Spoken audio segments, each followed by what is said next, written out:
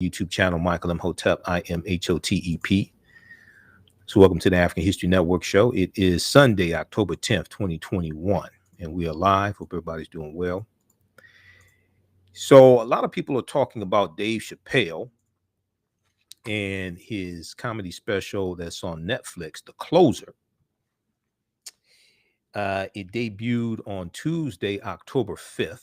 The Closer. And it a lot of people are raving about it being funny.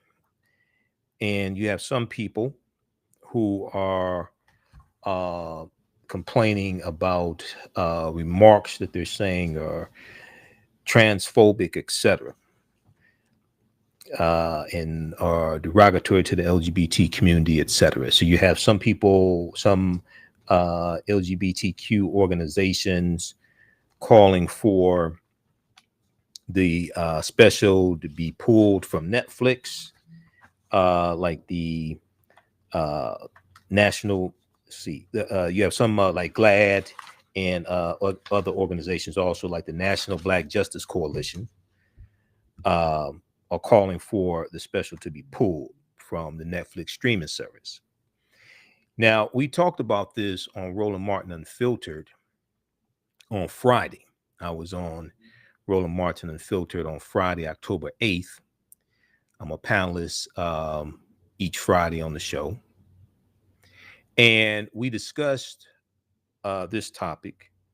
And David Johns, who's the executive director of the National Black Justice Coalition, was a guest on the show, and we discussed this with him.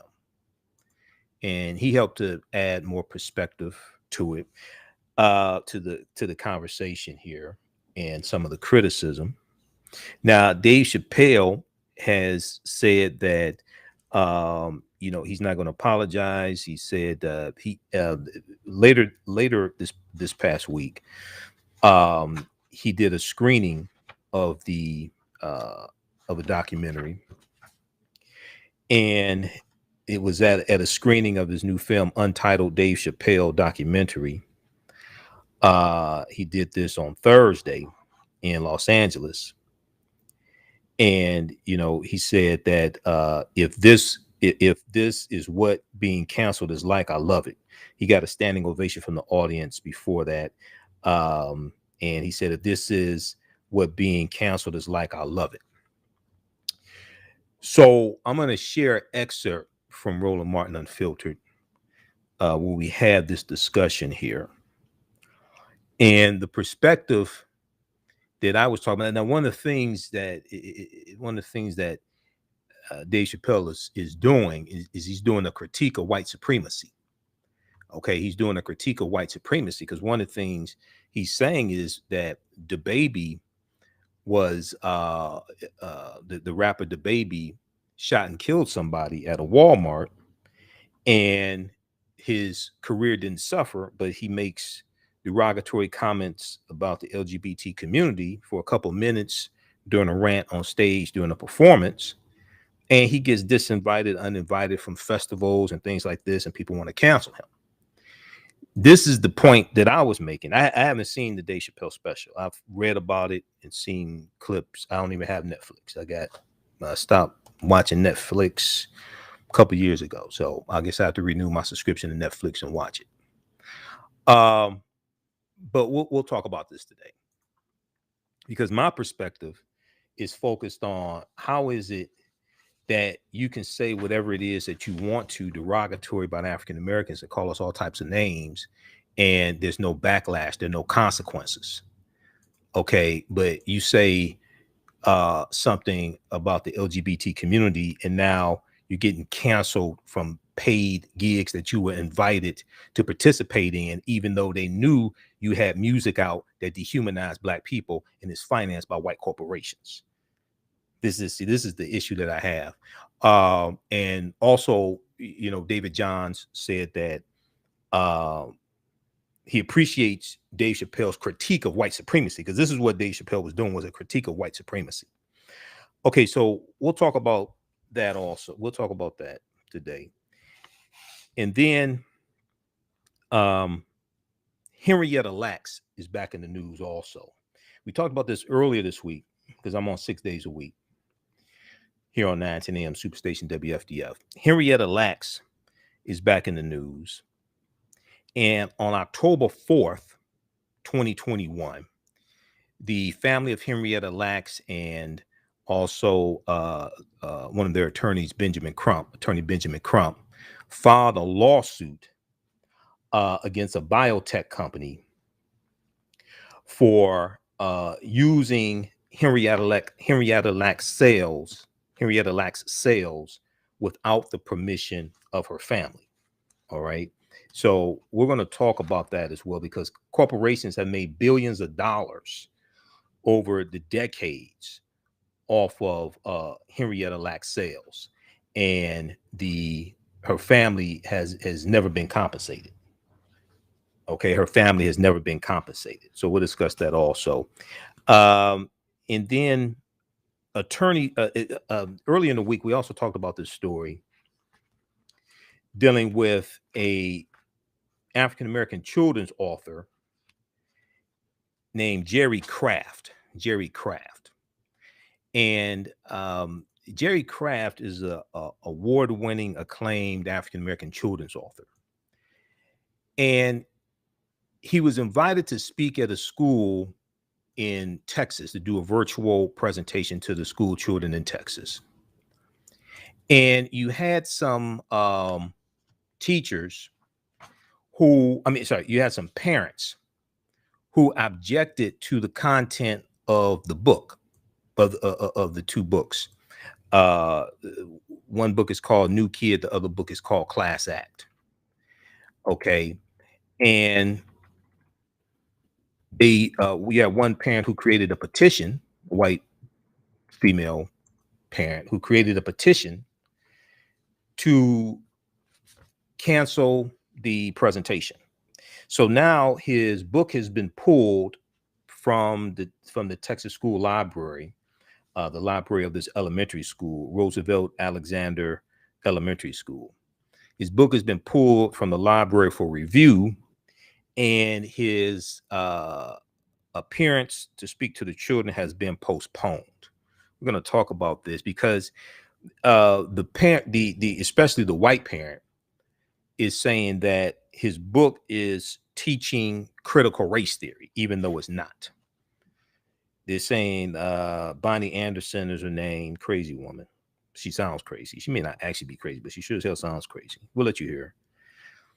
And she's saying basically his book is promoting critical race theory, but it's not. So we'll discuss that. Now, Attorney Fred Gray, you've heard me talk about Attorney Fred Gray before. Attorney Fred Gray is a legendary civil rights attorney, and he was the attorney who filed the lawsuit of Browder versus Gale, February 1st, 1956. That in this lawsuit is what ends the Montgomery Bus Boycott.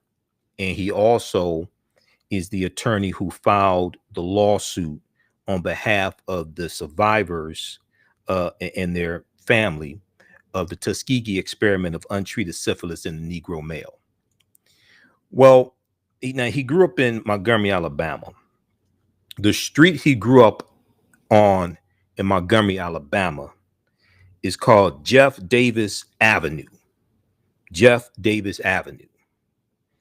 I'll give you one guess who Jeff Davis Avenue is named after.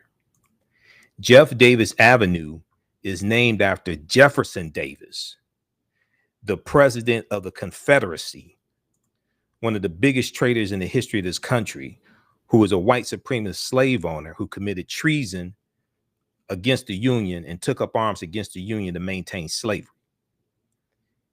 This is who the street that Attorney Fred Gray grew up on. This is who that street is named after. Jeff Davis Avenue, named after Jefferson Davis. Well, this past week, City Council in Montgomery, Alabama announced that they were renaming the street after Attorney Fred Gray. We talked about this on Roland Martin Unfiltered. We'll discuss that also. All right, so on the African History Network show, we focus on educating, empowering, and inspiring people of African descent throughout the diaspora and around the world.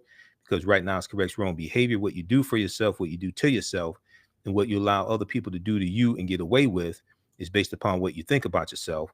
What you think about yourself is based upon what you have been taught about yourself. What you've been taught about yourself is based upon everything you've read, heard, and seen about yourself. So when you control the radius of a man or woman's thoughts, you can control the circumference of his or her actions, because the mind can't do or teach what it doesn't know. Now, we deal with a number of different topics here on the African History Network show. We deal with current events in history and politics, education, economic empowerment, entrepreneurship, relationships, love, sex, health issues, and much, much more. Sign up for our email newsletter. Text the word Kemet, K-E-M-E-T, to 22828. And sign up for our email newsletter. Text the word Kemet, K-E-M-E-T, to 22828 to sign up for our email newsletter. Also visit our website, AfricanHistoryNetwork.com, AfricanHistoryNetwork.com. Sign up for our email newsletter there as well. You can still register for the 10-week online course that I teach on Saturdays, from the Civil War to the Civil Rights Movement and Black Power, 1865 to 1968. The Civil War to the Civil Rights Movement and Black Power, 1865 to 1968. We deal with history after, we deal with some history of what led to the Civil War taking place, starting with the Louisiana Purchase of 1803. And then we deal with the Civil War, Reconstruction, 1865 to 1877. We deal with the Jim Crow era, World War I, World War II. We look at the Great Migration, 1915 to 1970. And we look at this history, especially what happened to us after slavery ended. What were the laws and policies put in place to put us in the predicament that we're in today? Understand where we go from here, but we also look at our successes as well. Land acquisition and how land was stolen from us, businesses that we build, etc. Okay, so you can visit our website, AfricanHistoryNetwork.com, AfricanHistoryNetwork.com. That's from the Civil War to the Civil Rights Movement of Black Power, 1865 to 1968. Okay, calling numbers 313-778-7600, 313-778-7600 is the call-in number if you have a question or comment. You listen to the African History Network show right here on 910 a.m. Superstation WFDF. I'm Michael Imhotep. We'll be back in a few minutes. All right, stand by. All right, stand by. We'll be back from break in 4 minutes. Stand by.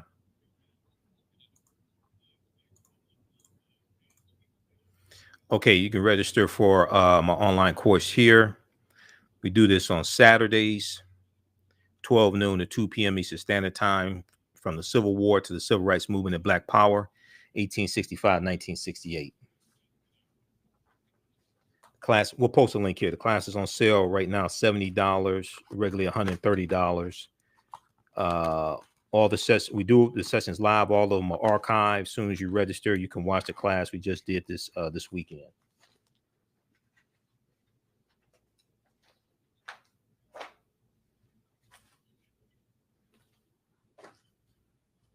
Okay, stand by.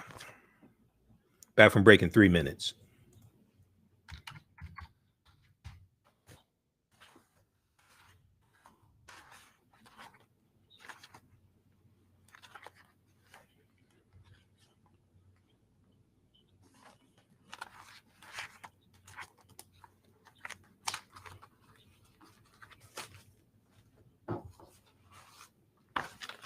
How's everybody doing?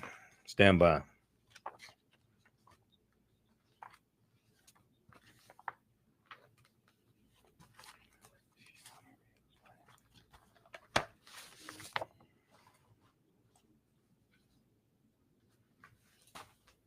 Okay, stand by.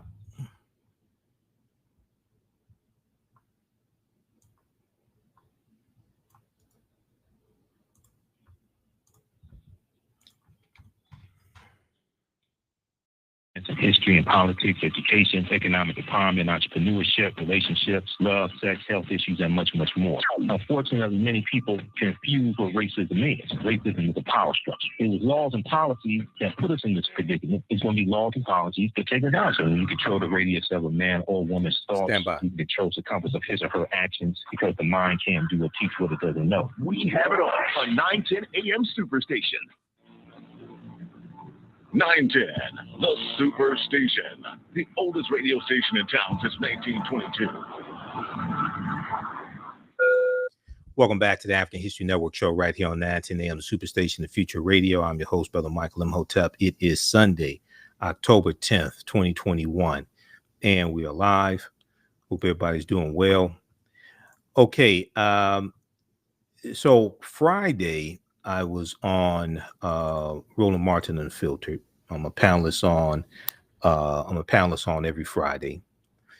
And one of the topics that we discussed, I think it may have been at the top of the show, I think. Because I was on Friday and I was on Tuesday also. But one of the topics we discussed was Dave Chappelle's special, The Closer, and the backlash that Dave Chappelle is receiving, okay, from some comments that he made in the stand-up comedy special, and it's on Netflix. So Netflix is getting some backlash. Dave Chappelle said he's not going to apologize, and he said that this is what getting canceled feels like. He loves it because of the standing ovation he got when he did a screening of the special this past Thursday in Los Angeles. All right.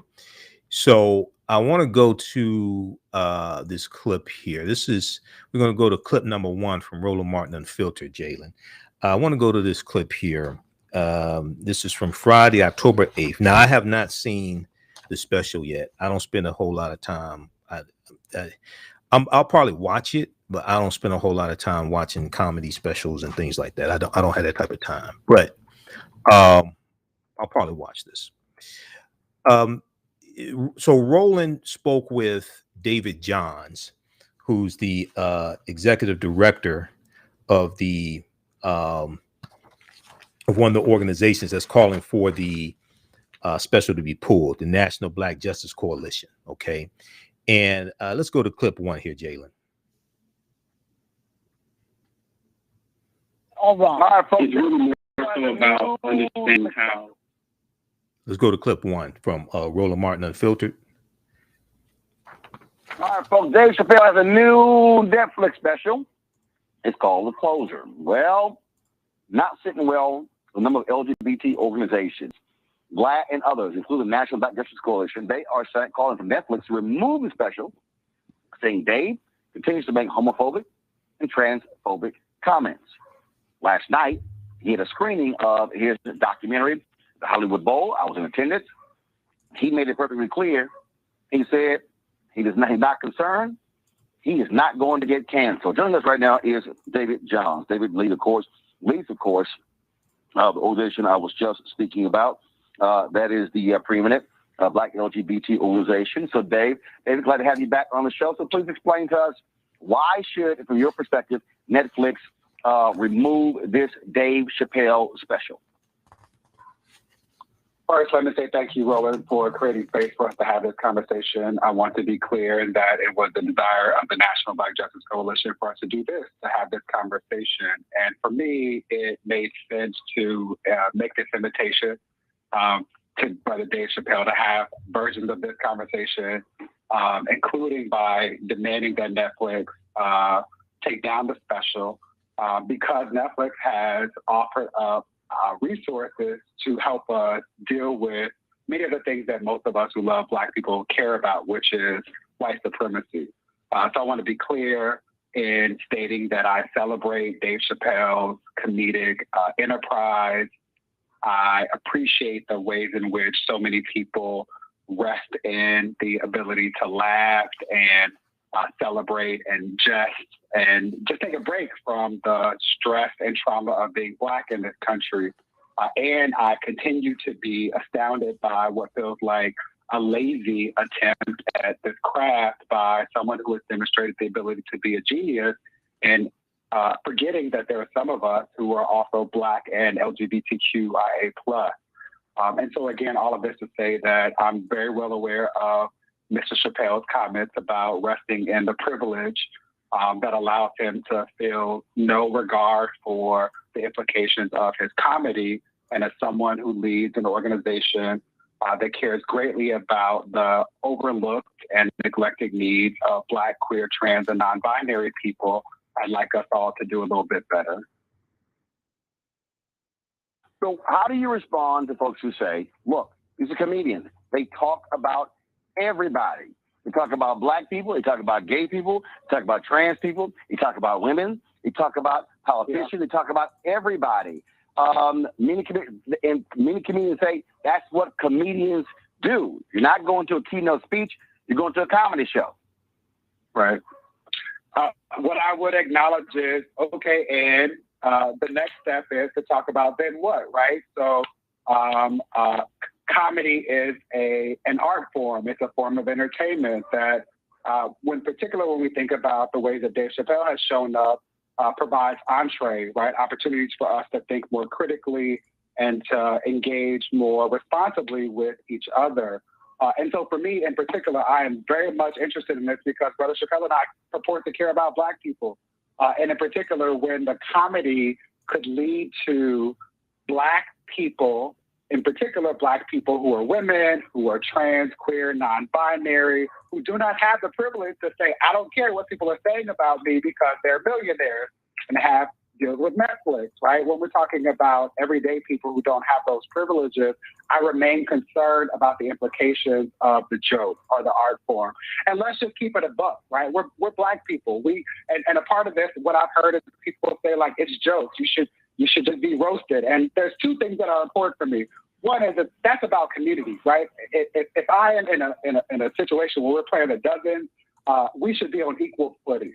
The ability for Dave Chappelle to make jokes about women and Black trans folks, which are a race where we assume that all queer, trans, and non-binary folks are white, diminishes the ability for people to actually engage in a conversation or to punch back or to otherwise respond. And ultimately, what I'm continuing to try and remind people is that I care about Black folks who are ignored and who are erased. It is the Black lesbians who are being in Chelsea because of white supremacy and then made to be victims because their accusers highlight the ways in which their Blackness overcomes the discrimination they experience as a result of their sexual identity or gender orientation. I remain concerned about Black trans students who are being in schools where people laugh at them and say that.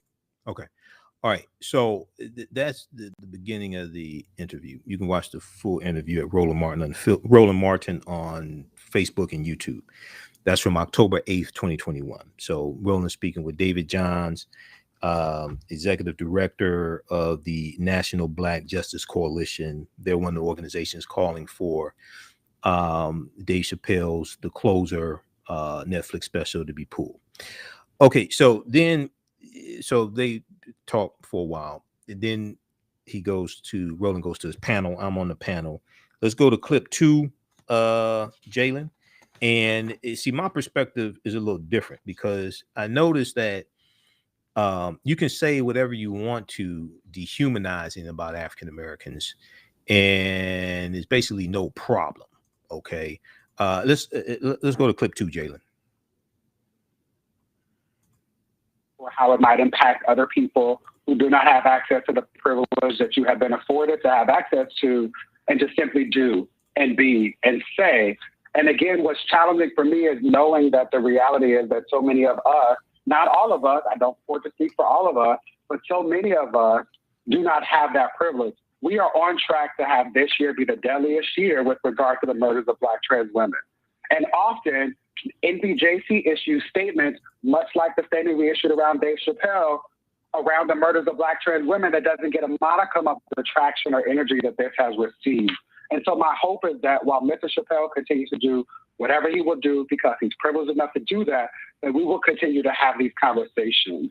And that as a community of people who purport to care about Black people, that we will do better. Not only with regard to our language and with regard to how we have conversations with one another, but how we protect and support one another in more meaningful and measurable ways.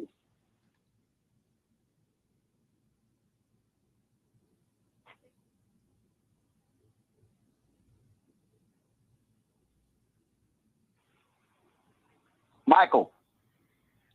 All right. How you doing, David?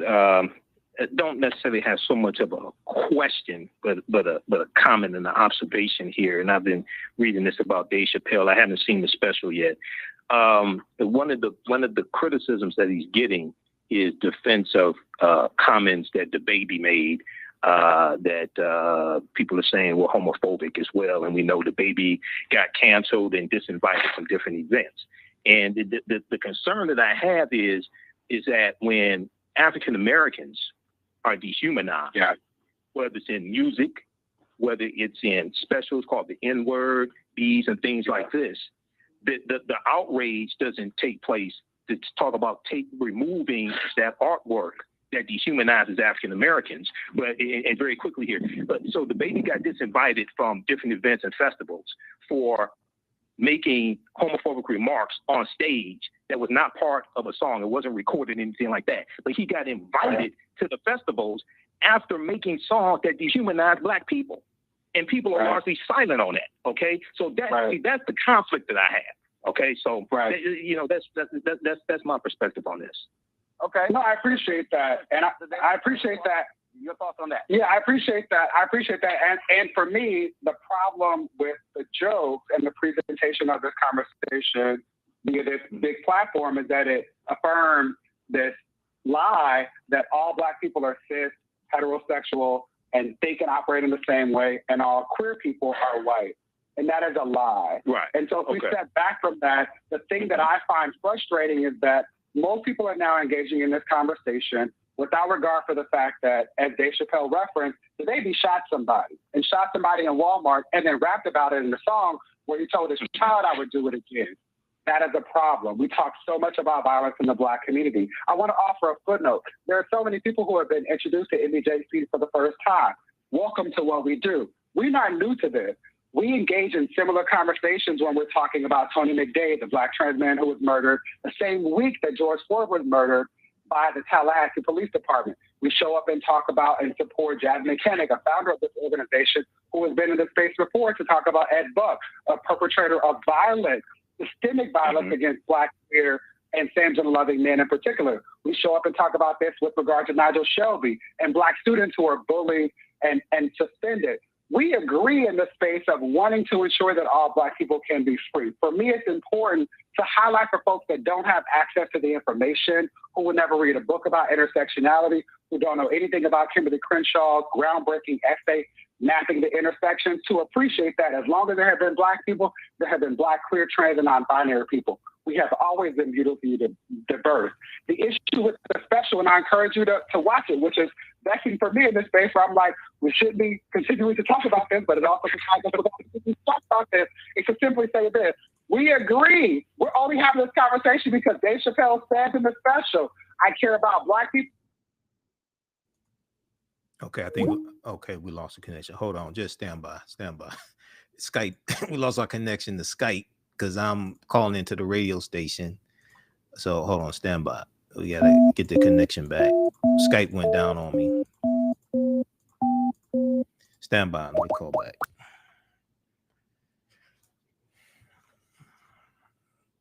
Stand by, everybody.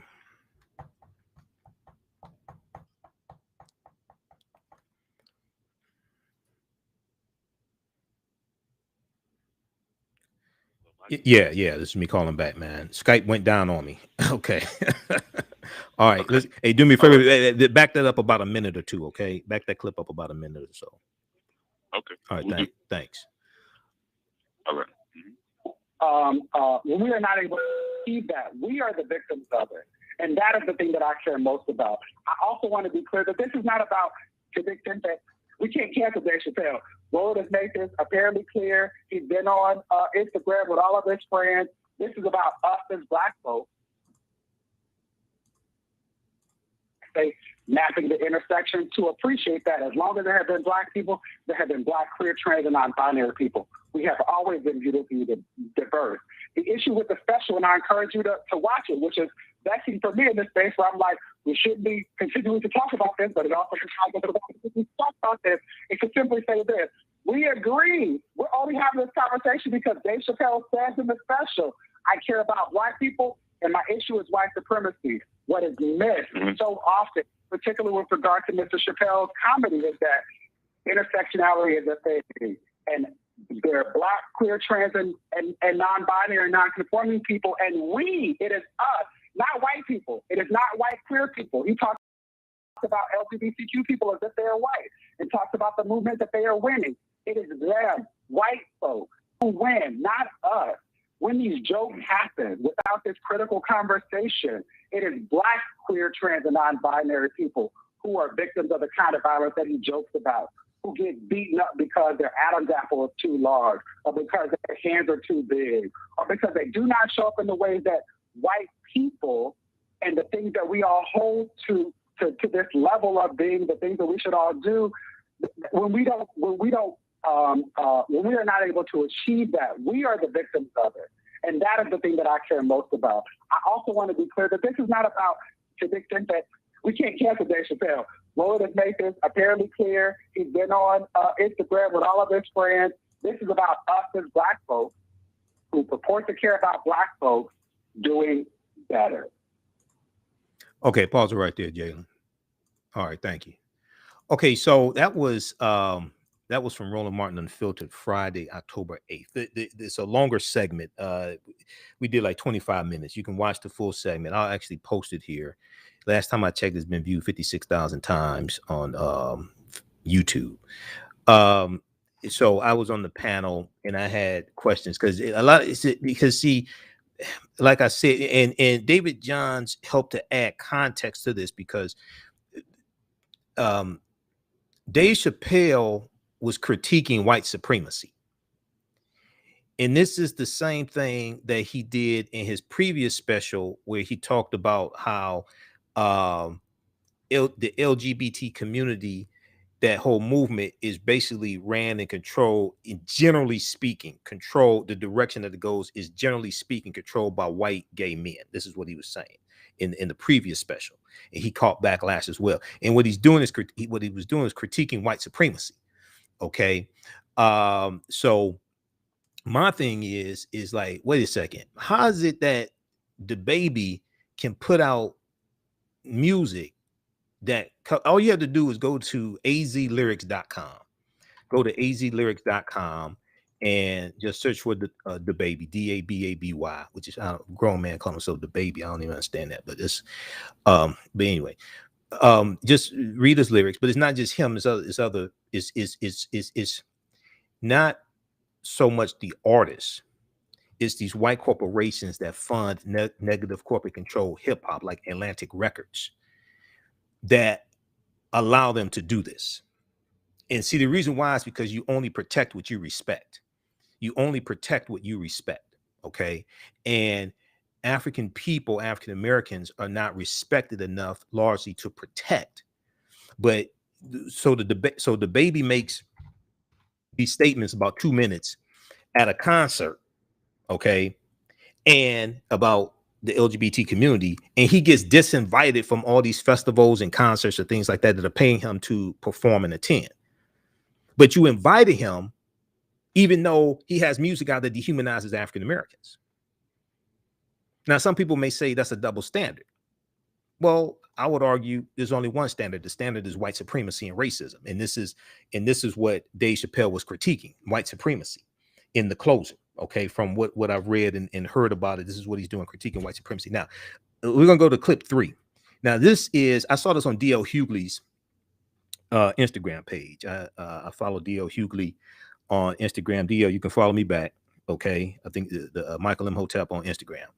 And then, so I shared this on my personal Facebook page, Michael Imhotep, and shared this on our Facebook fan page, The African History Network.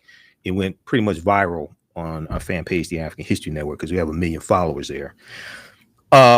This is originally from the Shade Room, and it's shared by D.L. Hughley. But it's this sister here giving this critique about Dave Chappelle's critique.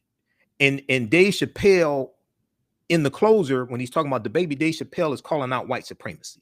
Okay. And this sister's name, because I want to give this sister credit here. This sister is let's look at this. This is, let me pull this up here. Hold on, get the sister's name here.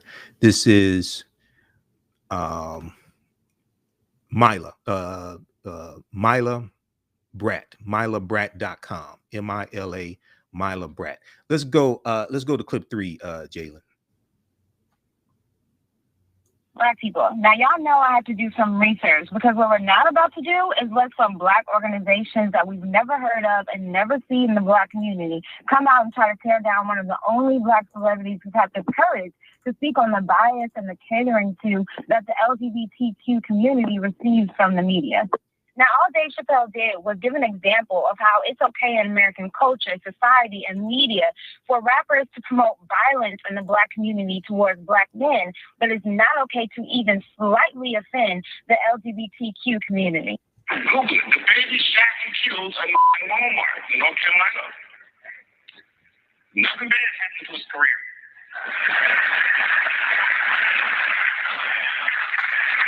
Do you see where I'm going with this?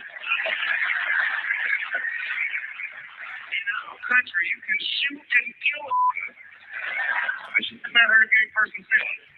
Now, the National Black Justice Coalition claims that Dave was somehow perpetuating transphobia, which perpetuates violence, and that 2021 is on track to be the deadliest year on record for transgender people in the United States, thus justifying Netflix to be able to cancel his show. Black people, I have to go look this up myself, because the way they're canceling folks who speak on anything about the LGBTQ community, I thought I was about to see transgender people being killed in the hundreds and the tens of thousands. Literally, 28 transgender people have been killed so far in 2021. I tell you, I cannot make this up. 28. According to Forbes, 350 transgender people were killed in 2020, and only 28 of those deaths happened in the United States. Now, don't get me wrong, any life that's lost unjustly is unacceptable, but this doesn't even make up 1% of the amount of Black women who died in 2021 and 2020, or the amount of Black men who died or were killed by the police. Are you kidding me? Now, at least 4 Black women and girls are murdered per day in the United States. 75,000 Black girls and women are missing in the United States. I haven't seen the LGBTQ community coming out and crying about how Black rappers and Black celebrities should be canceled for degrading Black women, and they are dying at higher rates, extremely higher rates than transgender and the LGBTQ community.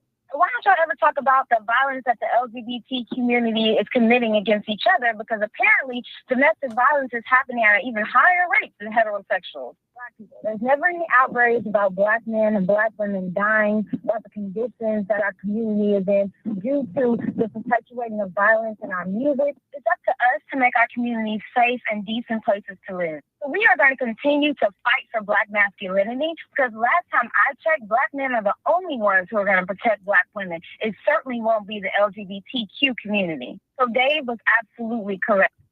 Okay, so that's let's give her credit here. I know website's Mila Brat, MilaBrat.com, 2 T's. It on YouTube, chats with Mila. Instagram, Mila.Brat, BRATT. We have that on our Facebook and Facebook page, The African History Network. People have been commenting there.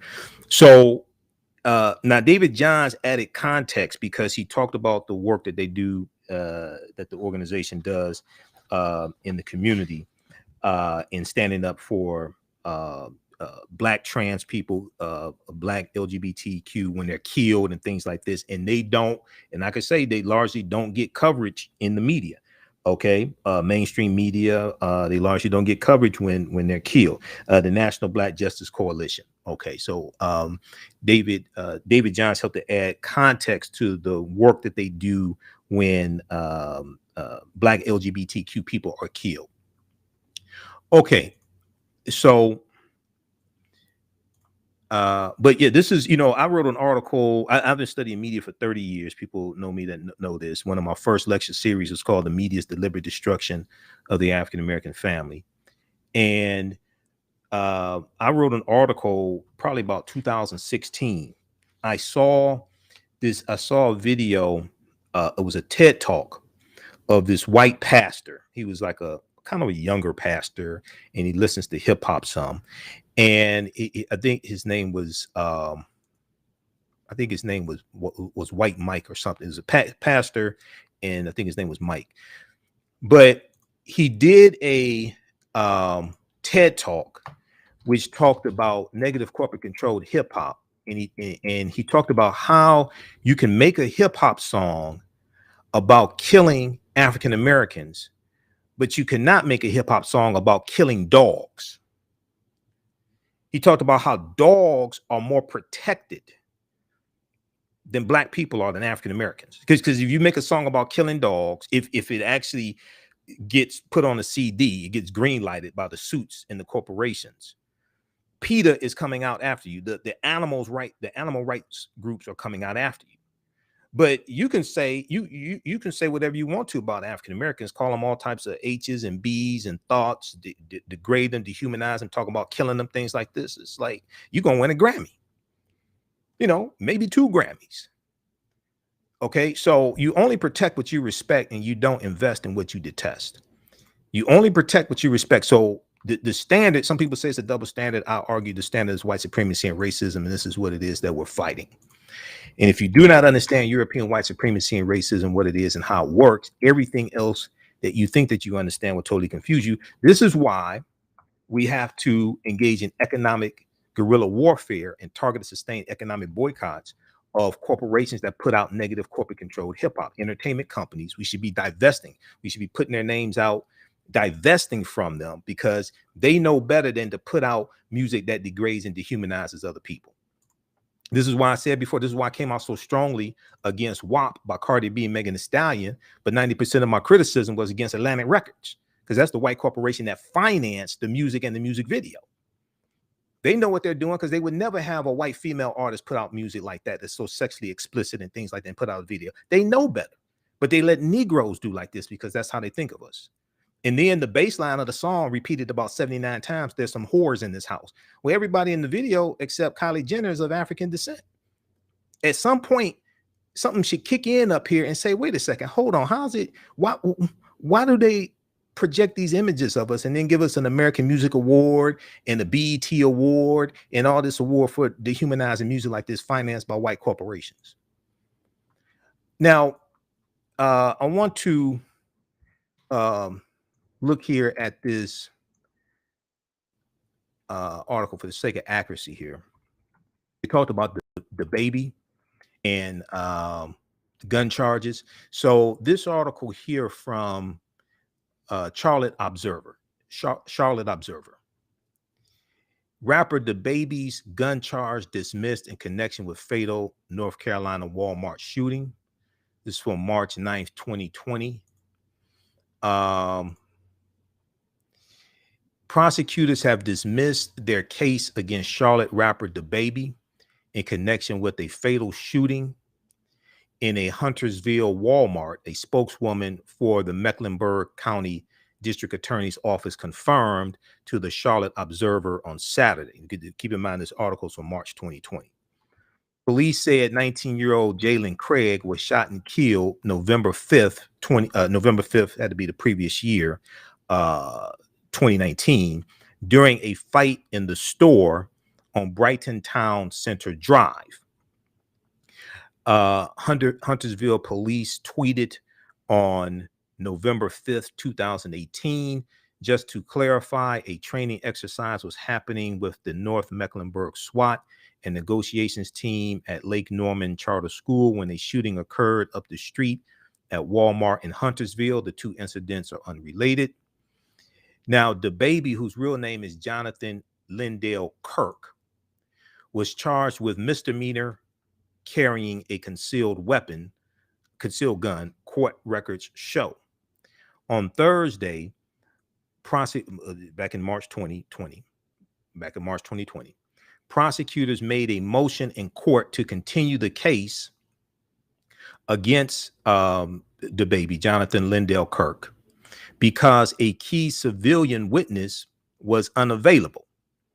Prosecutors made a motion in court to continue the case against Kirk because a key civilian witness was unavailable, DA's office spokeswoman Megan McDonald said in Saturday's email to the Charlotte Observer. Mecklenburg County District Court Judge Matt Osman denied the motion. According to McDonald, it was not immediately known Saturday why Osmond denied the motion. Quote, without that witness, the state could not proceed, and as a result, dismissed the charge. Without the witness, the state could not proceed, and as a result, dismissed the charge. In an obscenity-laced video on YouTube, rapper DaBaby said he was in the store shopping with his 1- and 5-year-olds and their mother, quote, when somebody pulled a gun and tried to take my life, end quote, the Charlotte Observer previously reported. He said his daughter could have been hit, son could have been hit. His lawyers telling me not to say nothing, but 2 people walk down on you and your whole family threatening y'all, whip out a gun and y'all let me see what y'all going to do. Okay, so you can read the rest of this here, but there's some background information on, since it was brought up in the stand-up, in the closer stand-up special on Netflix from Dave Chappelle. There's some background information on that. We just posted that link here on the thread of our broadcast also. We're coming up here on a break in a few minutes. You listen to the African History Network show right here on 910 AM Superstation Future Radio. Calling numbers 313-778-7600, 313-778-7600 is the call-in number if you have a question or comment. All right. Also, if you like this type of information, you can support the African History Network, $ the AHN show through Cash App, $ the AHN show through Cash App, and then also through PayPal. PayPal.me/the AHN show, PayPal.me/the AHN show. We're here 6 days a week. This helps us keep doing the research, stay on the air, keep broadcasting. When you go to Cash App, it is our Cash App tag is $ the AHN show, SHOW, $ the AHN show, SHOW, and it shows my name. It'll say Michael and show my picture there. Okay, these other ones here are fake African History Network Cash App accounts. All right, so that's not me. All right, this is ours, $ the AHN show, SHOW. I want to let you know that I'll be speaking. I'll be at the Hartford Memorial Baptist Church 2020 Social Justice Conference coming up on it's Friday, October 15th through Sunday, October 17th. I'll be there that Saturday. I'll be speaking on Saturday, and their keynote speaker this year is Minnesota Attorney General Keith Ellison. Okay, Minnesota Attorney General Keith Ellison, who led the prosecutorial team in the conviction of Derek Chauvin for the murder of George Floyd. Okay, so I'll be doing a workshop there. My workshop is 10 a.m. on Saturday morning, 10 a.m. classroom 306. Tickets are $25 to the full conference. Okay, and they're going to have a number of workshops. I usually speak there each year. Sister Mary Grant invites me to do a workshop. I'll have a vendor table there also. The website is hmbcdetroit.org. hmbcdetroit.org is their website. They have information there, how to purchase tickets. I think you can purchase tickets at the door also. We'll have more information as well. But be sure to come to my workshop.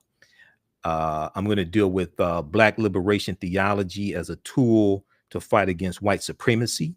Okay, and deal with some historic and deal with a history of how Black liberation theology has been used to fight for freedom of African Americans going back during slavery and during the civil rights movement also. Okay, but visit their website, is Hartford Memorial Baptist Church in Detroit, hmbcdetroit.org. We'll put a link to this also on our website, AfricanHistoryNetwork.com. Okay, we'll be back in a few minutes to listen to the African History Network show right here on 910 AM Superstation, the Future Radio. I'm Michael Imhotep. We'll be back in a few minutes.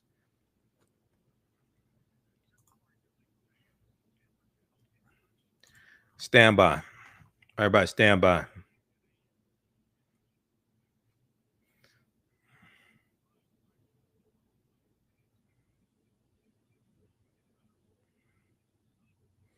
How's everybody doing?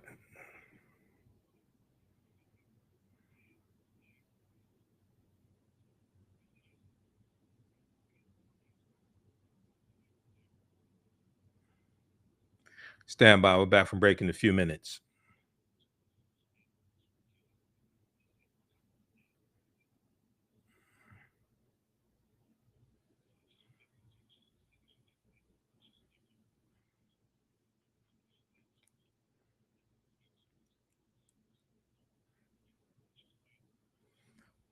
All right, stand by, everybody. Back from break in 3 minutes.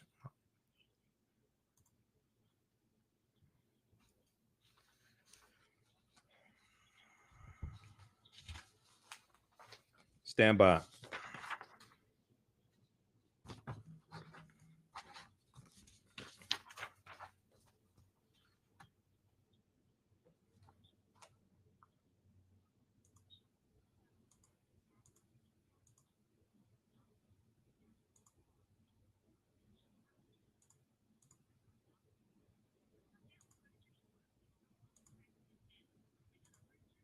Back from break in 2 minutes.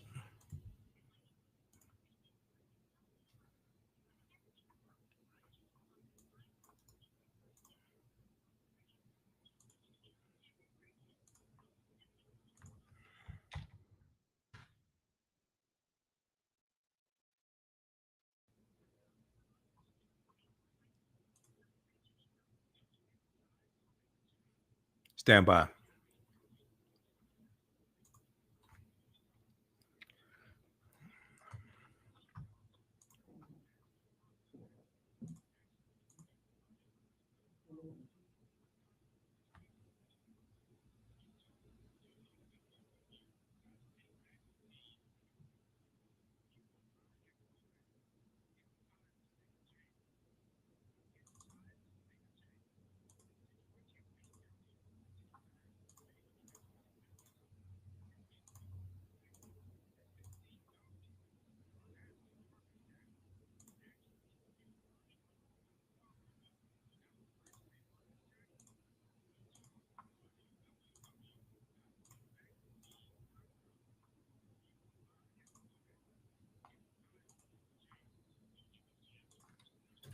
$9:10 a.m. Superstation, a division of Adele Media.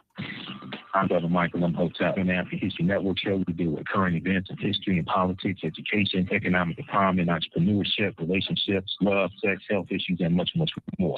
Unfortunately, many people confuse what racism is. Racism is a power structure. It was laws and policies that put us in this predicament. It's going to be laws and policies that take us out. So you control the radius of a man or woman's thoughts. You control the compass of his or her actions because the mind can't do or teach what it doesn't know. We have it all on 9:10 a.m. Superstation. The views and opinions expressed on any program are those of the producers and or the persons appearing on the program and do not necessarily reflect the views and opinions of 9:10 a.m. Superstation or Adele Media.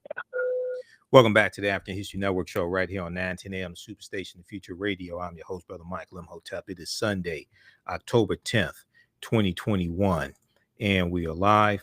Calling numbers 313-778-7600, 313-778-7600 is the call-in number if you have a question or comment. So right before the break, we were talking about Dave Chappelle. Then also, I talked a little bit about the 10-week online course that I teach on Saturdays from the Civil War to the Civil Rights Movement and Black Power, 1865 to 1968. In a minute here, we're going to talk about this story out of Texas. We discussed this earlier in the week on my show. Texas school district pulls book by acclaimed Black author Jerry Craft. Texas school district pulls books by acclaimed Black author amid critical race theory claims. Author Jerry Craft said he remains committed to helping kids become the kind of readers that I never was, letting kids see themselves on my pages. And he's the author of books, New Kid and Class Act. Children love his books. apparently some white parents at this school in the school district are not too fond of his books. We'll talk about that here in just a minute. Okay, let's go to the phone lines quickly. Let's go to line 1. Let's see who we have here. We have Larry, line 1. Larry, welcome to the African History Network show. Thanks for holding. Tell us where you're calling from.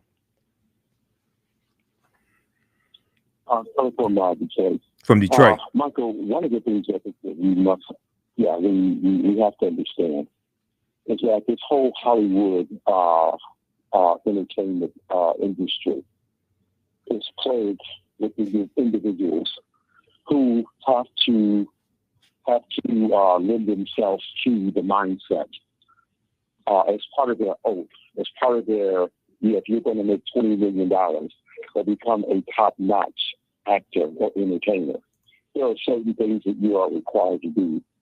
A little while ago, they were doing a series and a document on the subject. The name of the subject was "It Is a Damn Shame," and that featured individuals who we know as actors and or entertainers in every field of the arts that are involved in homosexuality, and that these are people that we know, but we have not been able to go into that. And that is something now that David Chappelle, this round 2 for David Chappelle.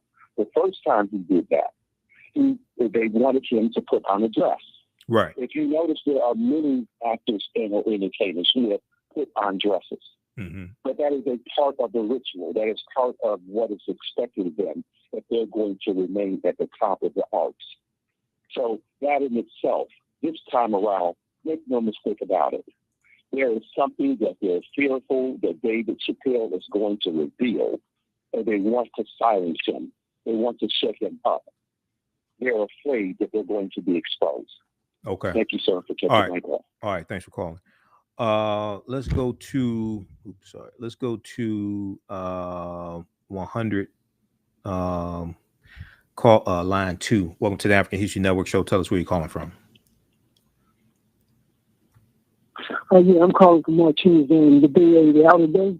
Okay, you can. Are you on a speakerphone or a Bluetooth? Because your voice is muffled. It's hard to understand. Okay, you hear noise? You hear noises? Not okay. really. Not really. I'm not on the speakerphone. Can you hear me now? Okay, that sounds a little clearer. You can? That sounds a little clearer. Go ahead. Okay.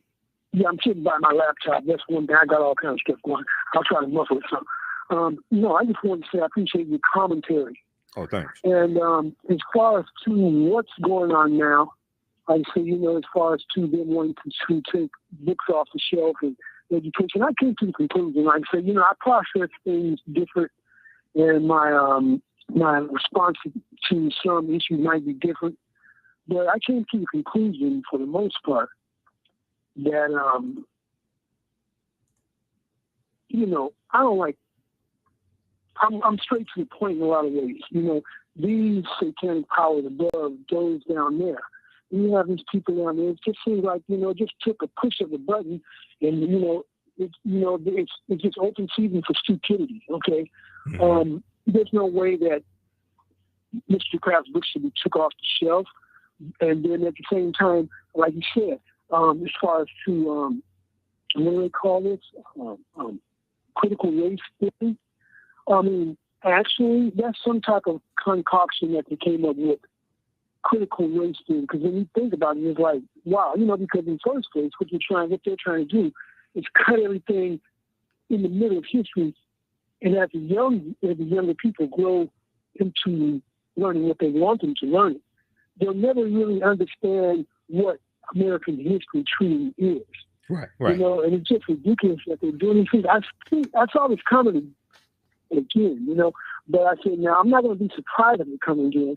I said, at the same time, I know that this is a different era leading into something different. And really, the stuff really haven't started. So people need to get their bags packed. And I said, get their bags packed, know what they need to do. I'll hush up for a minute. Okay. All right. Thanks for calling. Keep listening. Thanks for calling. Okay. We're going to switch gears. I want to go to this next story here. We're going to go to clip. We're going to go to clip 4 in just a second. Jalen, Caddy ISD pulls books cancels author's visit after parents petition claiming subject matter teaches critical race theory. So this, I saw this story earlier in the week. First article I saw about this was from rawstory.com, and then I did some research on this topic here for a story early in the week. We dealt with this on Tuesday, Wednesday or Tuesday, something. I don't know. All my days running together. I don't know. But we dealt with this early in the week. But Jerry Craft is an award-winning, acclaimed author, children's author. Okay.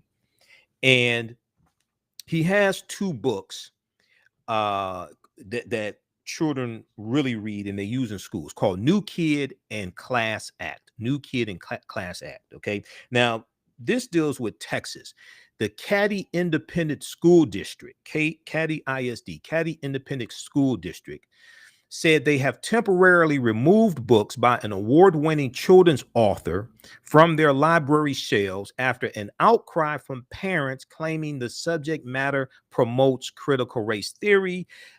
Maybe they want to correct it, and it was largely white parents complaining. Okay. Well, it wasn't all white parents. The petition got 500 signatures. There was a petition on change.org. The petition has since been taken down because it violated policies from change.org. Now, Jerry Craft is the writer and illustrator of New Kid and Class Act, the sequel. The sequel to New Kid is called Class Act. He is the winner of the 2020 Newbery Medal, the Coretta Scott King Author Award, Dr. King's widow, Coretta Scott King Author Award, and the Kirkus Prize, Kirkus. Jerry Craft's website describes the books, which feature young Black boys, as an, quote, as an honest graphic novel about starting over at a new school where diversity is low and the struggle to fit in is real. Where diversity is low and the struggle to fit in is real. The Caddy Independent School District is 67% white. I think maybe this is causing some problems because some people don't want to deal with reality and admit the reality of white supremacy and racism, what it is and how it works. And as a laugh out loud, funny, powerful, and important story of his books, a laugh out loud, funny, powerful, and important story about being one of the first kids of color in a prestigious private school. Maybe this ruffles some people's feathers. One of the few kids of color in a prestigious private school. So then the question has to be asked, well, why is only a low percentage of non-white students in this school? Now, according to the website, Universal Pictures has acquired film rights to Jerry Craft's book, New Kid, with LeBron James, the Spring Hill company, the Spring Hill company, on board to develop and produce the picture. A flyer was sent out at the start of the school year, and this flyer touted Jerry Craft's October 4th, 2021 virtual visit with 3rd through 5th grade students at Roosevelt Alexander Elementary School. Roosevelt Alexander Elementary School. Now, when I first saw the name of the school, I thought about Roosevelt Franklin on Sesame Street from the 1970s. Roosevelt Franklin Elementary School. That's what I thought about from Sesame Street. Okay, but this is Roosevelt Alexander Elementary School. Now, an amended flyer sent to parents on Friday, October 1st. An amended flyer sent to parents on Friday, October 1st, a few days before his October 4th virtual visit, said parents and guardians could opt out their students out of the visit. My question would be, why would you want to opt out your children from the visit? He seems like a happy Black man to me. Why would you want to? He smiles and everything. Why would you want to opt your children out? But okay, all right. Now, a district spokeswoman told KPRC Channel 2 in the Texas area on Monday, October 4th, 30 parents had opted out of the virtual visit. But that option came just as a now deleted petition on change.org began circulating, calling on the school district, the Caddy Independent School District, to cancel the virtual visit and ban the books. this scary black man is going to scare our children. Now, Bonnie Anderson, who's a crazy ass woman, okay, Bonnie Anderson said, quote, "It is inappropriate instructional material." She's the one that started this petition on change.org. Now, Bonnie Anderson is a former candidate for the Caddy Independent School District Board, the Independent School District School Board. And she's also a party in a lawsuit against the district's mask mandate, which all starts coming together because I'll bet you $100 who she voted for in the last presidential election. This is the whole weaponization of critical race theory, that evolved from the protests from white Republicans, white ringers, when it came to mask mandates, and this is metastasized into critical race theory, and most of them can't tell you what critical race theory is. And they're using this as a rallying cry, and they want to shut down conversations that was systemic racism, a lot of talks about the history of slavery, etc. Now, Bonnie Anderson says the petition garnered 500 signatures before she says it was taken down for violating the change.org community guidelines. Okay. She said, quote, they are pointed at white children displaying microaggressions to children of color. She's talking about Jerry Craft's books. She said they are pointed at white children displaying microaggressions to children of color. Okay, now this reminds me of that crazy case coming out of Tennessee. Notice these are former Confederate states. These former Confederate states that took up arms against the Union to maintain slavery and committed treason. You know, we talked about the story. CNN had the piece that dealt with the book ban in Tennessee schools. Okay, a school in Tennessee. We'll bring that up. That's some nonsense. And they're saying, oh, the book, it was 4 books that dealt with the civil rights movement, okay, for children. And these books were pulled because it's alleged that they promote critical race theory and all types of nonsense. Bonnie Anderson said they are pointed at white children displaying microaggressions to children of color. The books don't come out and say, quote, we want white children to feel like oppressors, end quote, but that is absolutely what they will do. Now, I'm not sure I'm not sure if Bonnie Anderson has like degrees in childhood psychology or education or anything like this, or what empirical data she's citing. And I'm not sure if she's taken a poll of children and said, does this book make you feel like an oppressor or anything like this? I don't know where she's getting this nonsense from. Maybe Fox News or OAN or something like that. I want to go to this clip here. Let's go to clip number 4. And this is from Click 2 Houston, Channel 2 in Houston, that has some reporting on this incident. New at 6 o'clock tonight, campus controversy, a petition circulating over a scheduled guest speaker at one Katy ISD school. That speaker is a children's book author. Jerry Craft writes stories about African-American boys dealing with race issues in school. So a group of Katy ISD parents is calling that critical race theory, and that's where this petition comes in. KPRC2 Sion Rhodes live at Alexander Elementary School. Sion, the district is hitting the pause button on that author's virtual talk with students, at least for now, we understand. That's right, Dominique, and it goes even further than that virtual visit being postponed today. I just learned that those books have now been removed from the district's libraries while Katy ISD reviews them. A flyer sent to parents of Roosevelt Alexander Elementary School students touted the October 4th virtual visit of award-winning children's author Jerry Craft. According to his website, Craft's books, New Kid and Class Act, tell the stories of young black boys who experienced culture shock at a private school with little diversity. They were pretty excited about it. Amelie Sanchez says her kids were looking forward to the visit and already fans of the books. He loved it. He thought it was really funny. It is inappropriate instructional material. Bonnie Anderson had a different reaction. They are pointed at white children displaying microaggressions to children of color. The flyer gave parents a chance to opt out, but Anderson decided to start a now deleted petition on change.org to have the event canceled. If the books don't come out and say we want white children to feel like oppressors, but that is absolutely what they will do. They're uncomfortable with touching that subject. They're uncomfortable with knowing that they're part of the problem. In September, Governor Greg Abbott signed into law a bill banning the teaching of critical race theory in K through 12 public schools. A teacher may not teach that an individual, by virtue of the individual's race or sex, is inherently racist, sexist, or oppressive. The critical race theory is definitely not about teaching white kids that they're inherently racist. Scholars say critics have it all wrong. It's really more so about understanding how institutional racism is instituted in society. Jerry Kraft did not respond to requests for comment, but in a tweet replying to parents asking why the visit was postponed and his books potentially banned, he wrote, "Apparently I'm teaching critical race theory." Now, in a statement to KPRC2, KDIC said they did receive a formal complaint to review Kraft's books last week, and they added to that statement saying that per KDIC policy, instructional day activities are put on hold until that review occurs. The author has been invited to present outside of the instructional day, and the district is now working on that. They also say that the books will be reviewed in the next 15 days.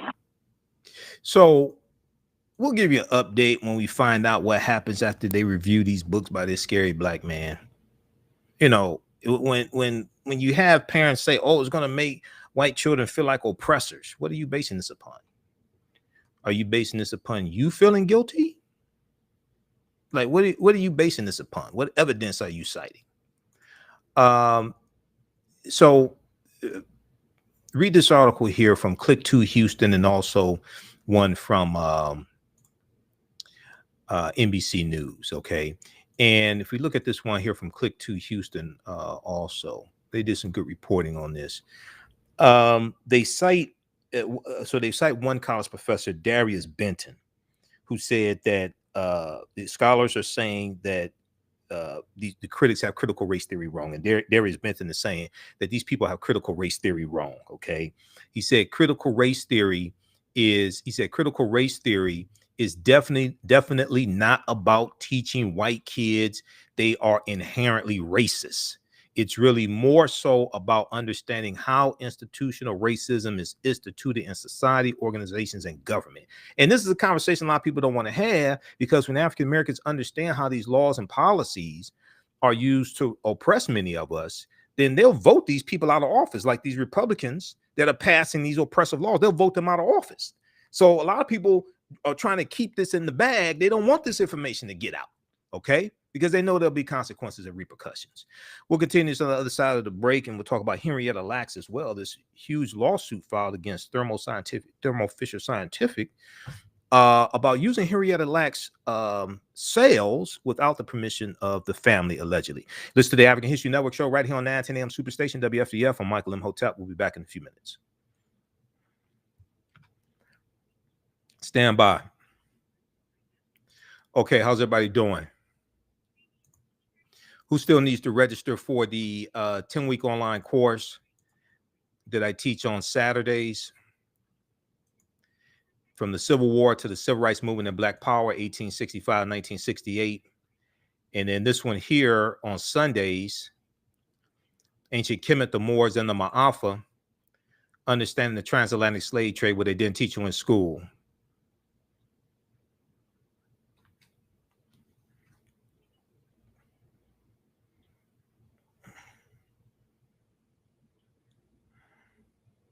Stand by.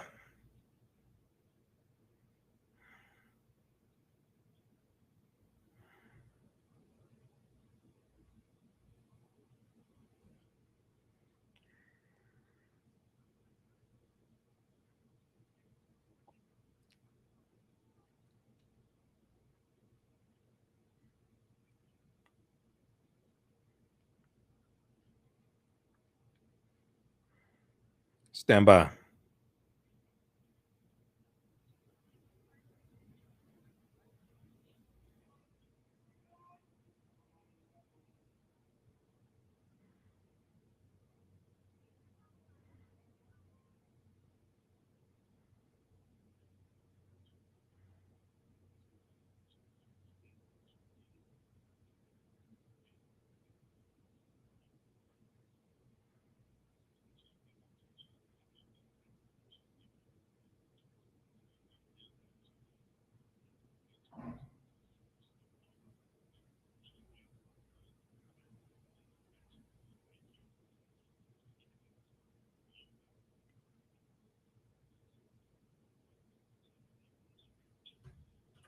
history and politics, education, economic empowerment, entrepreneurship, relationships, love, sex, health issues, and much, much more. Unfortunately, many people confuse what racism is. Racism is a power structure. It was laws and policies that put us in this predicament. It's going to be laws and policies that take us out. So when you control the radius of a man or woman's thoughts, you control the compass of his or her actions, because the mind can't do what what it doesn't know. We have it all on 910 AM Superstation.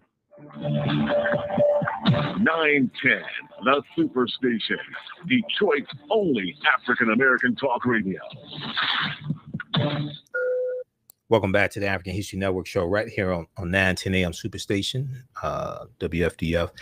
Okay, right before the break, we were talking about this story out of Texas where acclaimed African-American children's author Jerry Craft was his virtual presentation he was going to give to 3rd through 5th graders at an elementary school there in the Texas area has been postponed. Roosevelt Alexander Elementary School has been postponed when the white parents started a petition to cancel his virtual visit and pull his books from the school library, etc. Okay, so read this article here from NBC News.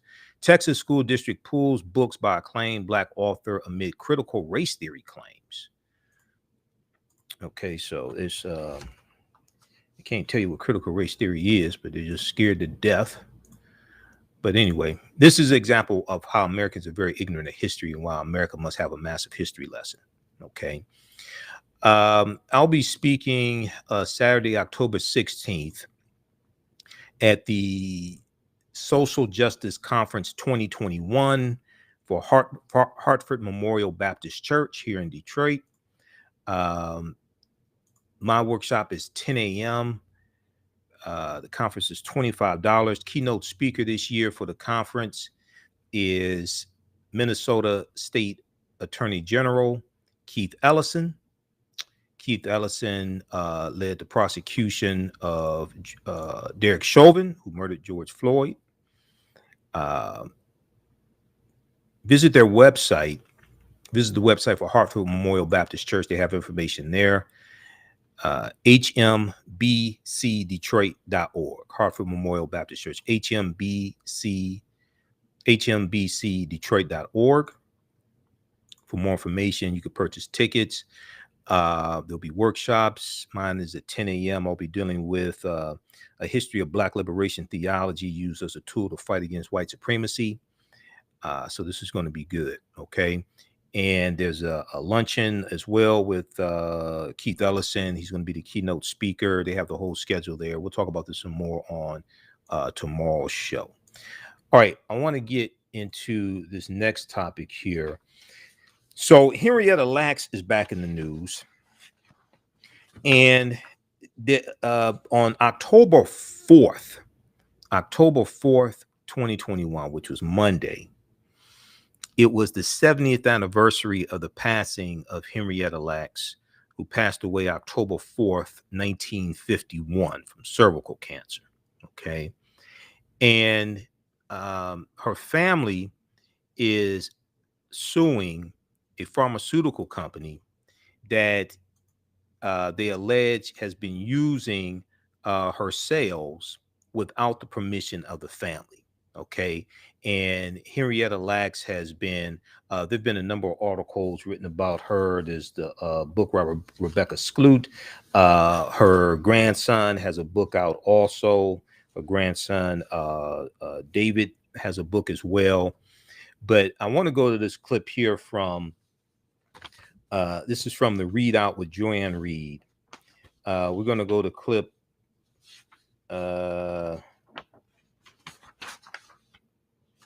I think it's clip 7. Did I send you clip 7? We're going to go to this clip here in just a second. But we talked about this earlier in the week.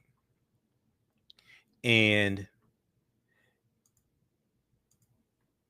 Henrietta Lacks' sales have been used in a number of different medical experiments, and they've been used to advance science also. Okay, it should be actually this should be clip number 8.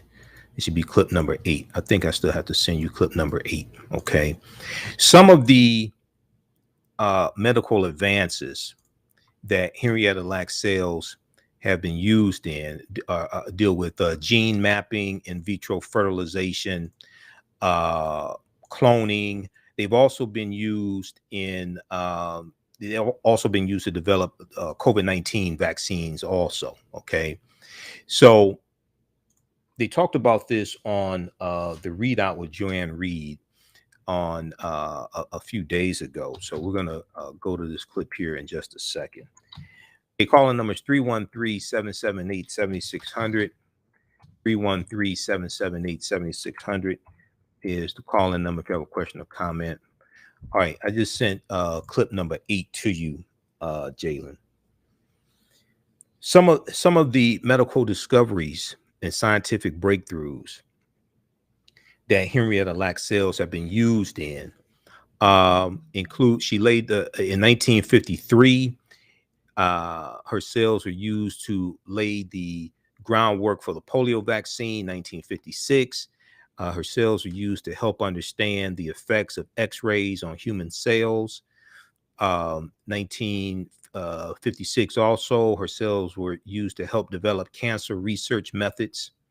1964, her cells were used to help understand, I just emailed it to you. In 1954, her cells were used to help understand how space travel may impact astronauts in future manned missions. They took, I talk about Henrietta Lacks in my lecture series, Great African Women in History, the Mothers of Civilization. And they took her cells into outer space to see how they would react in zero gravity. Also, in 1964, her cells were used to shed light on treatments for blood disorders.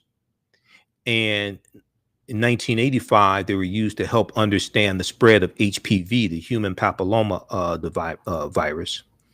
So there have been numerous scientific breakthroughs, numerous medical experiments that Henrietta Lacks cells have been used in the making of, used in medical breakthroughs. Let's go to this clip here from the Readout with Joanne Reed. She spoke with Henrietta Lacks' grandson and attorney Benjamin Crump. I want to tell you about Henrietta Lacks, or Henny, as her family called her. She was a mother of 5 and a grandmother to dozens. She loved to cook and dance, often with one of her kids. According to her family, she was a beautiful Black woman full of style and grace, and was the emotional touchstone for her family. In 1951, she was diagnosed with an aggressive form of cervical cancer. And this is where she changed the world. Here's the thing. She had no idea. That's because when Henrietta Lacks went to Johns Hopkins, the only hospital that would treat Black patients, doctors took samples of her tissue without her knowledge or consent and sent them to a cancer researcher working at the hospital. That researcher discovered that, unlike others, her cells had the rare ability to survive and regenerate. Those cells could essentially live forever, the first of its kind. And they took advantage of that with great success. Today, her cells have been used in almost every realm of scientific research, such as the polio and HPV vaccines and in vitro fertilization, and were even used to help research the COVID vaccines. Henrietta Lacks died shortly after her diagnosis, but her cells continued to be used. Scientists shared her private medical information with the press. They even shared her genome, her personal genetic code, with the public. This was all done without consulting her family. According to the Wall Street Journal, scientists today buy her cells for anywhere from $400 to thousands of dollars per vial. Yesterday, her estate filed a lawsuit against the biotech company Thermo Fisher Scientific, accusing it of profiteering off of Henrietta Lacks' cells. The company has not publicly responded to the suit. I'm joined now by Ben Crump, one of the family's attorneys. And Ron Lacks Henrietta's grandson.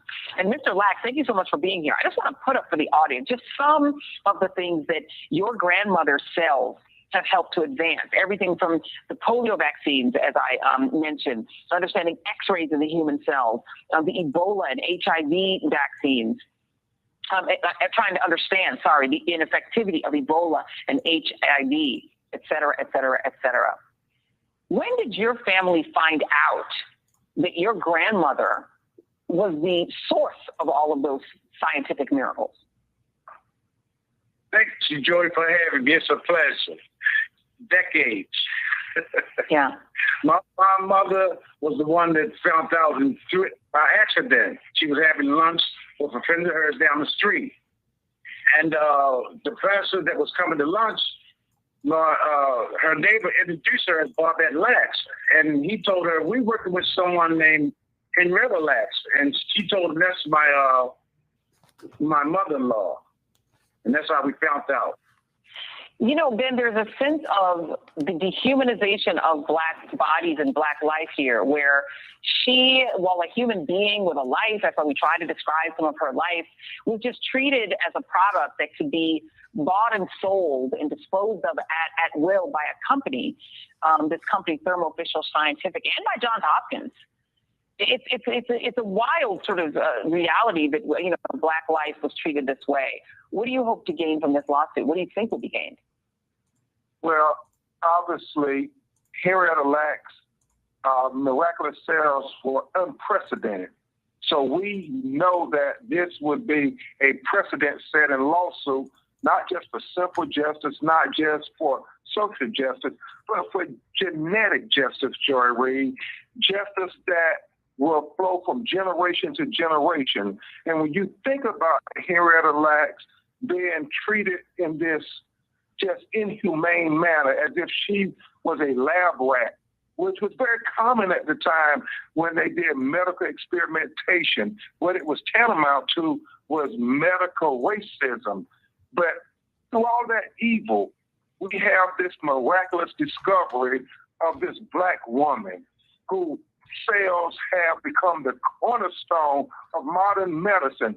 And every pharmaceutical corporation in the world has made billions and billions of dollars, yet her family has not made one red cent. And what we're saying in this lawsuit, they have the right to define her legacy, to benefit from her legacy, and to pass her legacy on to their generations of children yet unborn, because her life matters. You know, there's a feeling almost like this is sort of another way that slavery operated, right, Mr. Lax, that, you know, that your grandmother, while human, was just seen as, you know, Ben Crump said, as a product that could just be bought and sold, and that her family was owed nothing. It's shocking to me that Johns Hopkins, was there any communication at the time with your grandmother to say to her, you know, you have miraculous cells or something miraculous about you. Would you be interested in any way in joining? I mean, I don't know. I know Black people weren't even treated in most hospitals. Did her doctors communicate with her at all? What they were doing? Not at all. Matter of fact, my grandfather told the story of so many doctors coming into her room was strange to them, period. You know, that she was getting so much attention. A Black person didn't get that much attention back then. So they knew something was wrong then, but never explained why. It's shocking. So just for those who are watching, this is the HeLa cell. They literally named it after her. So they were like hiding in plain sight. It's called the HeLa, which stands for Henrietta Lax. So the lawsuit then is asking the court to order Thermo Fisher Scientific to disgorge the full amount of its net profits obtained by commercializing the HeLa cell. Do you have any idea sort of what those profits have been over the years in total?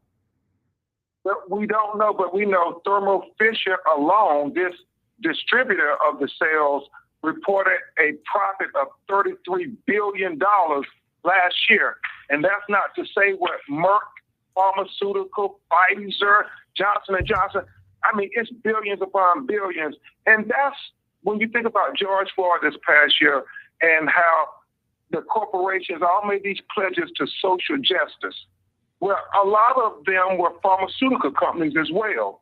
So if you want to honor that pledge, what Do right finally by Henrietta Lacks.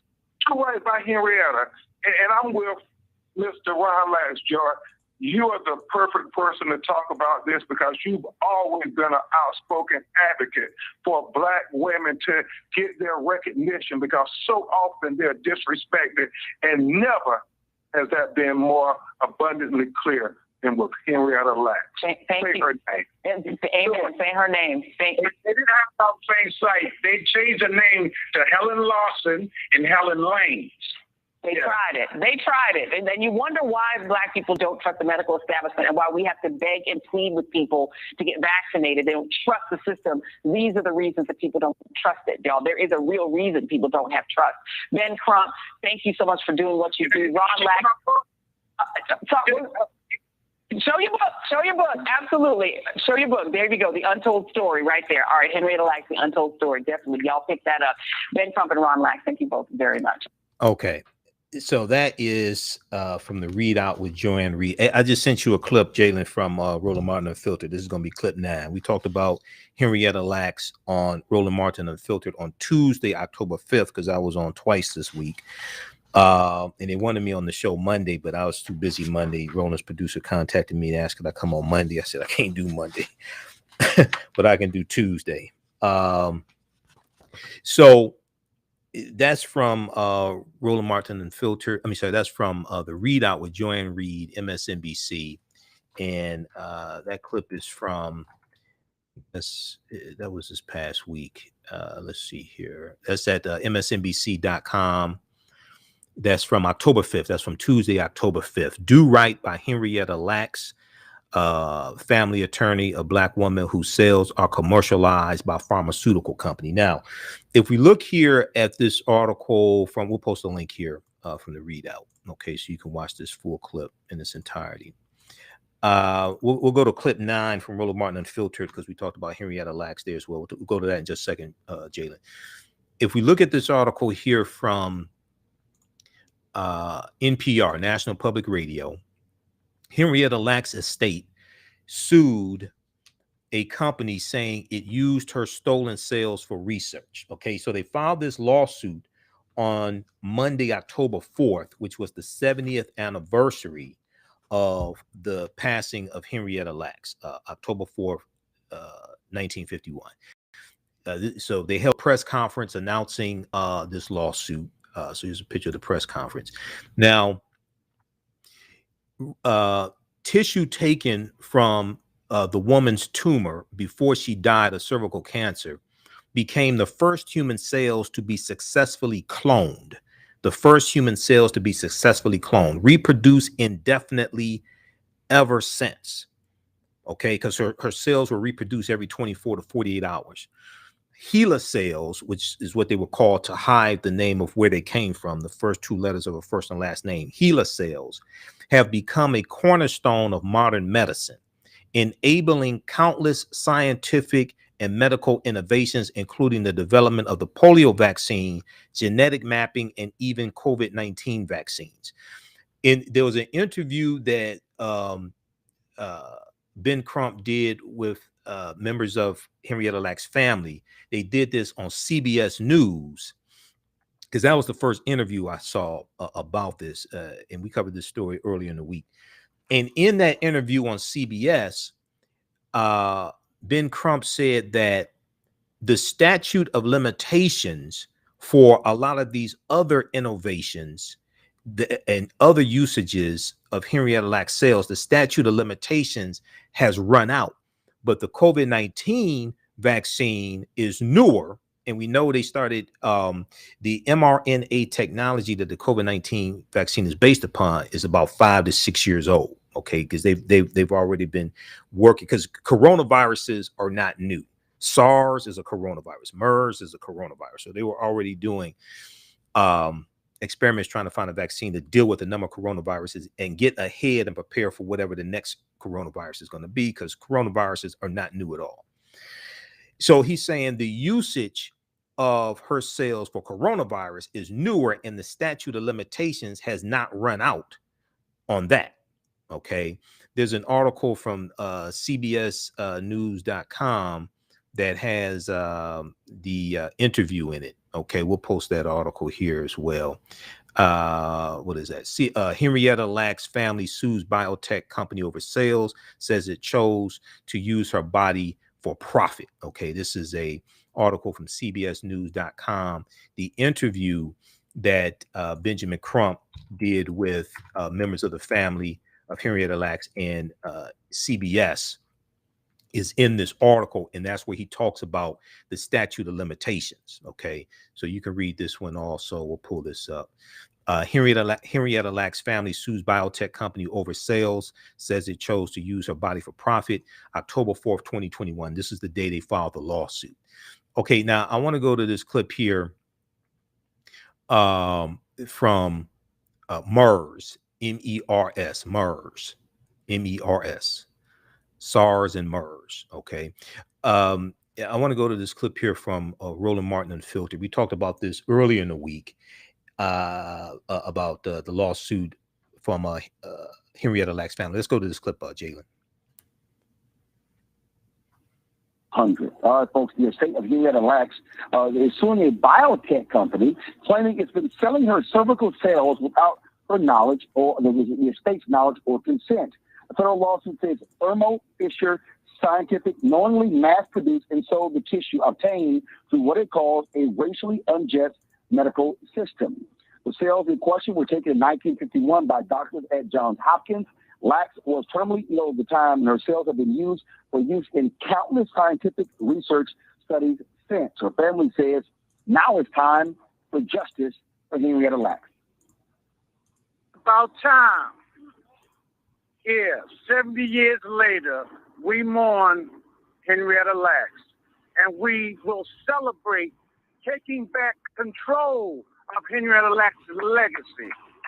This will not be passed on to another generation of Laxes. Amen. We stop here, and we move forward to get control of Henrietta's legacy, and I would like to restore my family's honor. Throughout the years of watching my family go through what they went through, my dad being ignored in courthouses, my grandmother defamed by, she had to sign her name with an X. My grandmother had beautiful penmanship. It's in my book, Henrietta Lacks, The Untold Story, where I share my stories of my family's plight to get here where we are today. And God brought us here together over these 70 years. It wasn't time back then. It's time now. The time is now.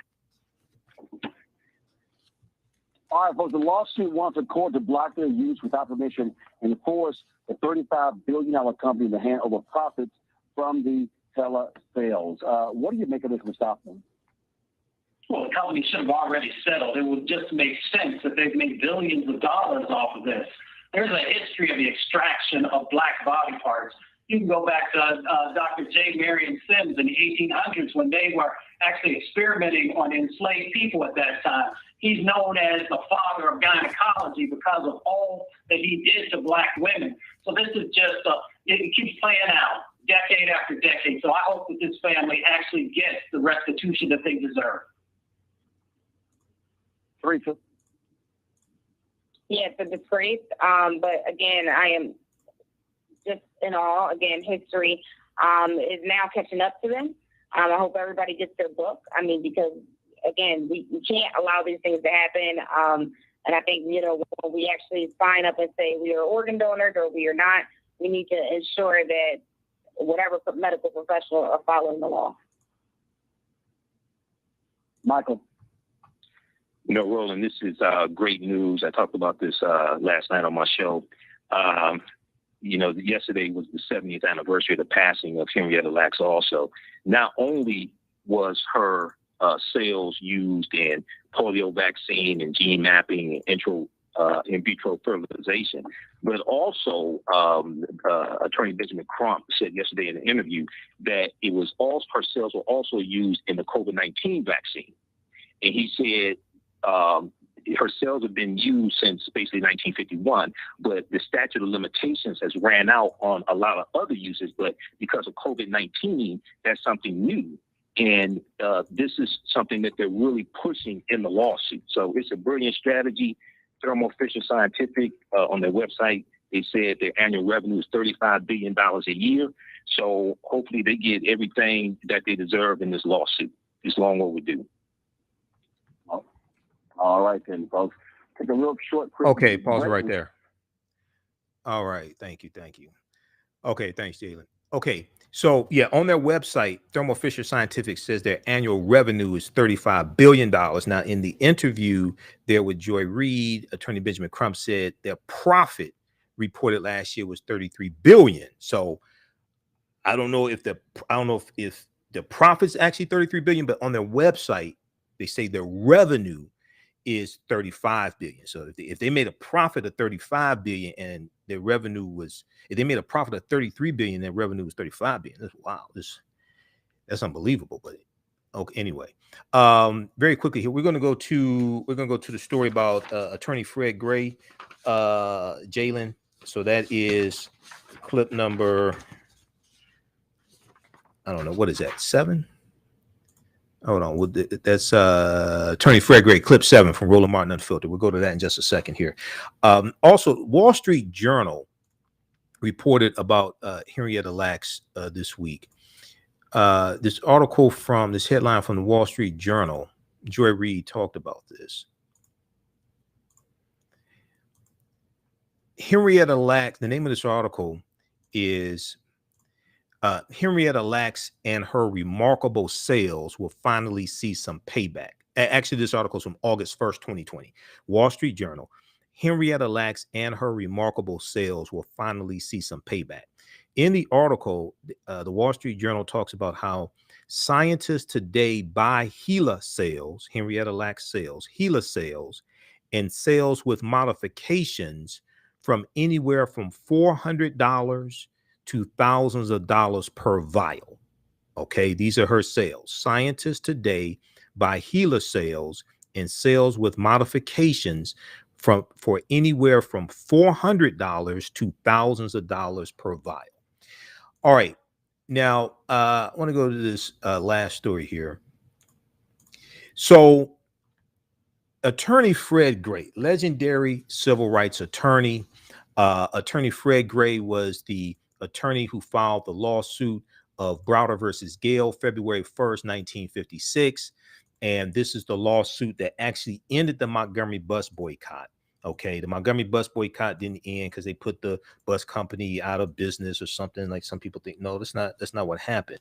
The lawsuit went all the way to the U.S. Supreme Court. The plaintiffs were Aurelia S. Browder, Susie McDonald, Claudette Colvin, and Mary Louise Smith, 4 African-American women who at various times refused to give up their seat on Montgomery, Alabama buses as well, including Claudette Colvin, who did so 9 months before Rosa Parks. So attorney Fred Gray filed that lawsuit. Attorney Fred Gray also sued the federal government on behalf of the survivors of the Tuskegee Experiment of untreated syphilis in a Negro male and their family, okay, and got reparations for them. That's attorney Fred Gray, a legendary civil rights attorney. So there's this article here from the Montgomery Advertiser, newspaper there in Montgomery, Alabama. Attorney Fred Gray grew up in Montgomery, Alabama, okay? And the name of the street that he grew up on is called Jeff Davis Avenue. Jeff Davis Avenue. The street is named after Jefferson Davis, who was the president of the Confederacy, and Jeff Davis was from Mississippi. He was a traitor to the Union and a white supremacist slave owner. This is the street that attorney Fred Gray grew up on. This is who it's named after. Okay, we talked about this on Roland Martin Unfiltered. Let's go to this clip, Jalen.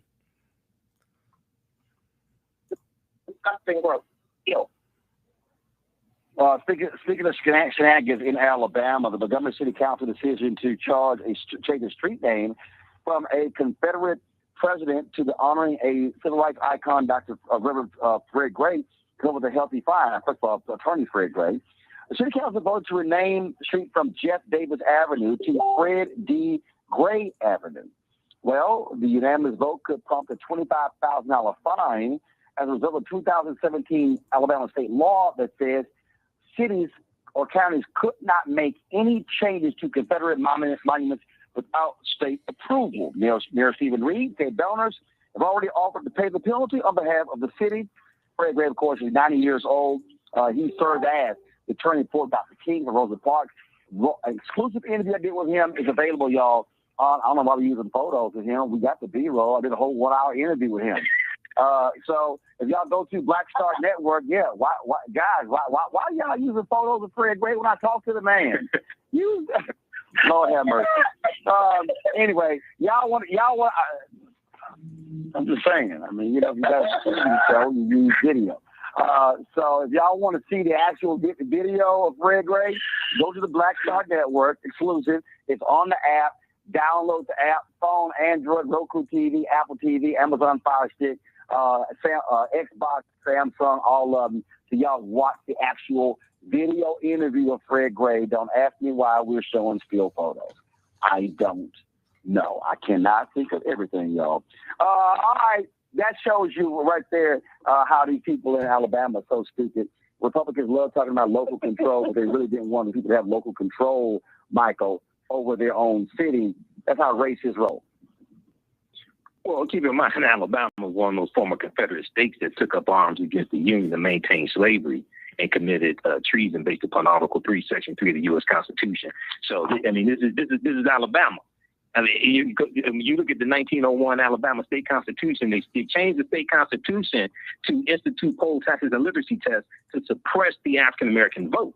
So, they should go ahead and pay the fine. Fred Gray, fantastic man. He filed a lawsuit of Browder versus Gale, February 1st, 1956, that ended the Montgomery Bus Boycott, because that case went all the way to the U.S. Supreme Court, and that's what ended the Montgomery Bus Boycott, December 20th, 1956. So, absolutely, he deserves it. Kelly? Okay, pause it right there. All right, thanks. Okay, pause right there, Jalen. Now, also in Alabama, we talked about this on Friday's show. Also in Alabama, these two stories are connected.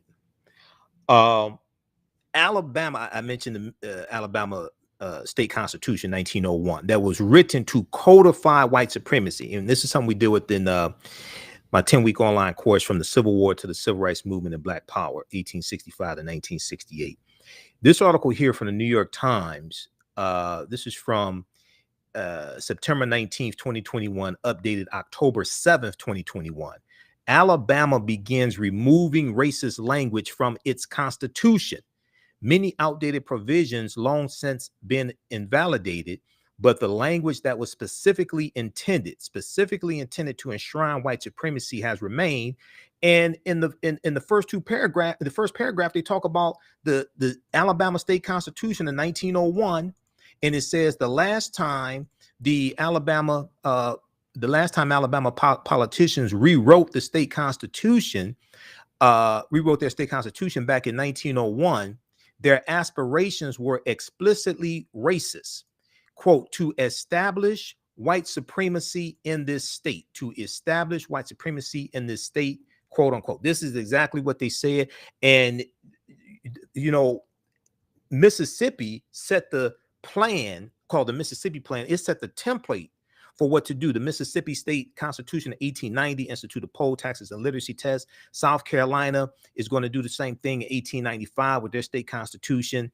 Then you have Louisiana in 1898. You have Alabama 1901. And this is after Reconstruction ends. And you have this effort of these former Confederate states to take back control of all aspects of life, political structure, state legislatures. They start segregating schools and segregating streetcars and trains, etc. And then the U.S. Supreme Court is going to rule that this is legal in the 1896 Plessy versus Ferguson U.S. Supreme Court case also.